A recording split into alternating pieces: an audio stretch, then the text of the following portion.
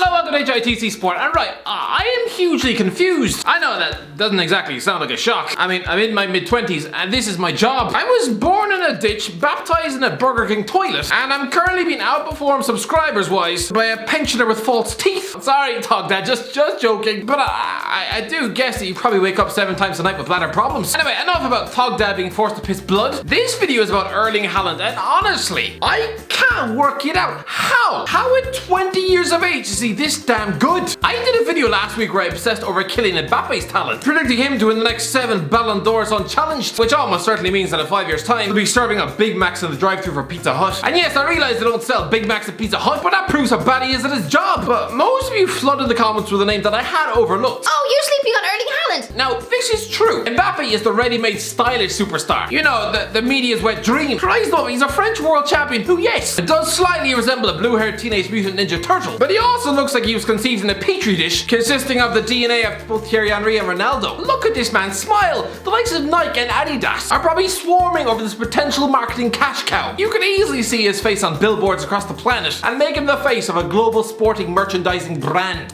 By contrast, imagine sticking Haaland's face on a child's lunchbox. The guy looks like Pennywise the clown. Good Christ, I'm sorry, but if any 6-year-old boy stuck a poster of that man on his bedroom wall, he wouldn't sleep a week. Can't sleep. Haaland will eat me. The media dub Mbappe as the graceful, athletic poster boy of football. I don't want to be disrespectful here, but Haaland does look like a Norwegian gargoyle. A guy who, if he wasn't a footballer, would probably spend 20 hours a day scouring the internet for a date. Yes, Mbappe is the current king of Paris. If Haaland worked in Paris, they'd have probably stuck him in the Tower of Notre Dame. The man says that his girlfriends are footballs. Now, unless he's talking about Susan Boyle, I guess he just means that he spends his afternoon romancing leather. Then again, I can't say much. I'm well aware that I do indeed have a face like a hobbit's foot. But again, on the face, well, I'm sorry, Haaland is a gangly, awkward, uncoordinated force of nature. Mbappe is charismatic and confident during interviews. Christ above, the guy speaks about 6 different languages already. Whereas Haaland during interviews, oh Christ, when his PR team were offering a media training class, he must have spent that morning in bed. Honestly, I haven't seen such painful social awkwardness since Anderson Gibbs' press conference. He's someone who yawns his way through interviews and shows journalists the same level of attention that Steve Jobs showed his kids. I mean,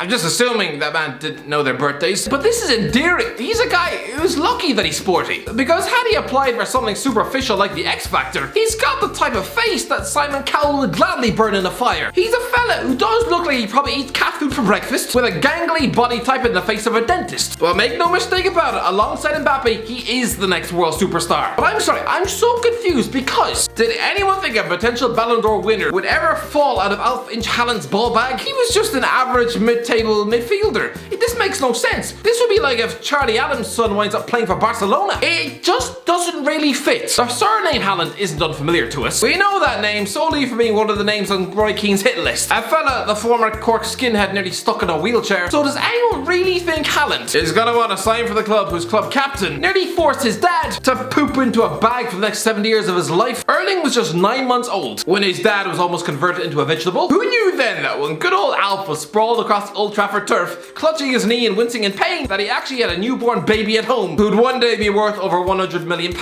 Whereas Roy Keane's son now works in a bank.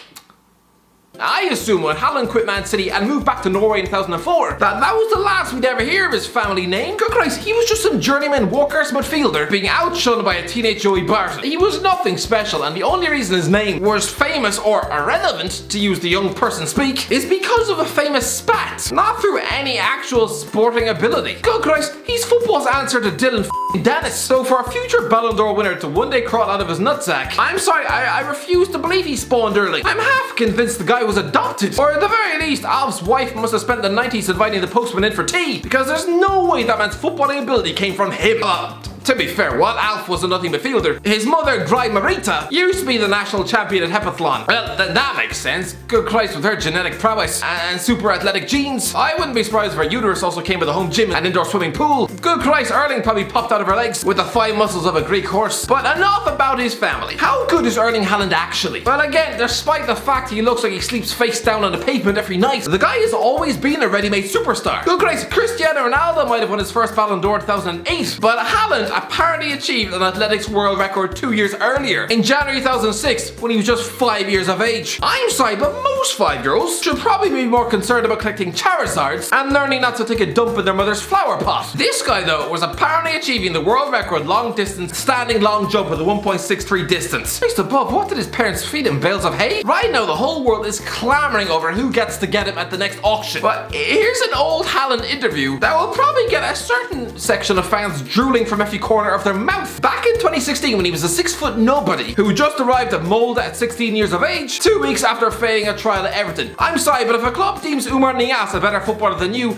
I don't care how old you are, your stock isn't very high. I want to be the best possible. The dream is to win the Premier League with Leeds. Lads, he said that the same month Leeds had just gotten beaten up 2-1 by Huddersfield Town at home, before utling their championship promotion bid under Gary Monk, winning just 1 of the last 8 games. Listen, I know they had Chris Wood banging in 30 goals a season, but I'm sorry, he was about to be sold to Burnley. And so good guys, Leeds scouts should have been listening to this interview and jumping on a first flight to Norway. Yes, this was a raw and unproven teenage striker, who again had just been told by Everton that he was about as much use as an empty tin of dog food. But I don't care, football scouts are paid handsomely to uncover diamonds in the rough. And here was a young Norwegian hotshot screaming from the mountains, "I come and get me Pleat Ellen Road." And lads, he'd have cost the price of 6 custard creams instead of, chucking fat wages at Vernon and Anita on a free. Anyway, I hope Patrick Bamford never sees this headline. Otherwise, he'll probably instantly need to use the toilet. It's a bit like hearing Brad Pitt declare his intention to marry your wife. You might as well start packing your suitcase and enjoy the next Valentine's Day, romancing your hand by candlelight. But it's funny how people's career ambitions can very quickly change in correlation to their own success. A bit like Ed Sheeran. Back in 2010, the man would probably have gladly ironed his face to even get 50 people to turn up and watch him perform in a pub. Well, fast forward a decade and lads, now there's probably at least 50 people out there who'd probably pay big money to watch him sit on the toilet and weather spoons for 20 minutes. So now, offer Haaland the opportunity to fulfill a supposed lifelong ambition of signing for Leeds this summer, and I promise you, he'd probably punch you square in the teeth. Listen, I know he was born in Leeds and still supports them. Good Christ, only last year was playing for Norway against Northern Ireland. The man was asking for Stuart Dallas's shirt before breaking out into a verse of Marching On Together. Lads,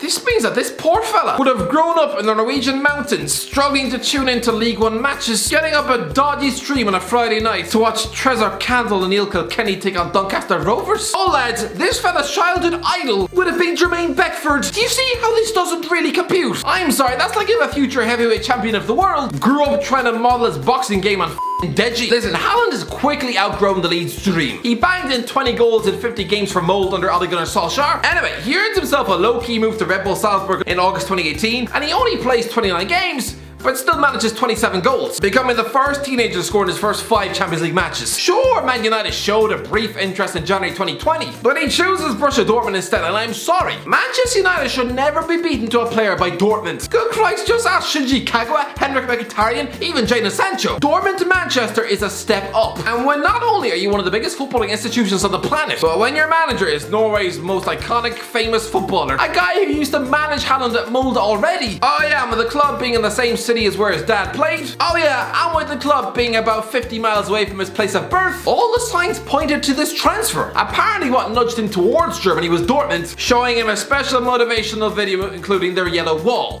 Really? That's it? Good Christ, of course it was. This guy was a 19-year-old child from the Snapchat and Instagram generation with the attention span of a dyslexic goldfish. Christ, well, forget the lengthy PowerPoint presentations and pages of tactical instructions. No, just show this guy a colourful 3-second vine and he's all yours. The favourites are Manchester City at 11-4. Again, this makes sense. That's who his dad was playing for. Although, again, it's a slightly different company now. Back in his dad's day, he was training on muddy pitches no bigger than a shoebox, finishing halfway down the league with Sunji High and a fat Robbie Fowler. But the Man City that Erling Haaland will be signing for is a modern 5-star sporting complex with fat wages stuffed in every employee's ears. Of course, even the canteen dinner lady probably drives an Audi R8, although probably doesn't make love to it in the same way Jeremy Swaz-Lynch might. Next is Chelsea at 4-1, and Haaland, please stay away from Stamford Bridge. It is the graveyard for big name strikers. Lads, Timo Werner was a Bundesliga goal machine too, and most of you were offended when I said he wouldn't hit 15 Premier League goals in a season.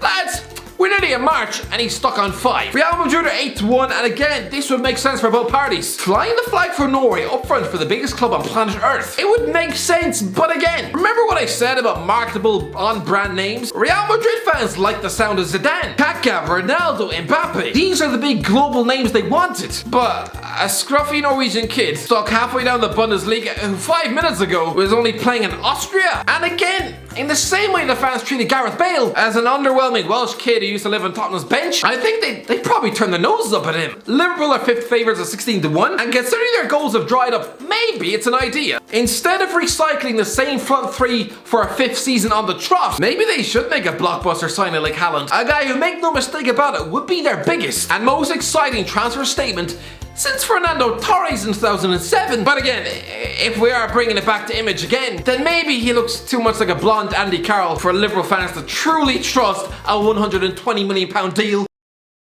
Anyway, that's it. Let me know in the comments below. What do you think? Is Haaland the real deal? Is he better than Mbappe? Let me know in the comments below. Join the video, subscribe, and as always, I'll talk to you in a while.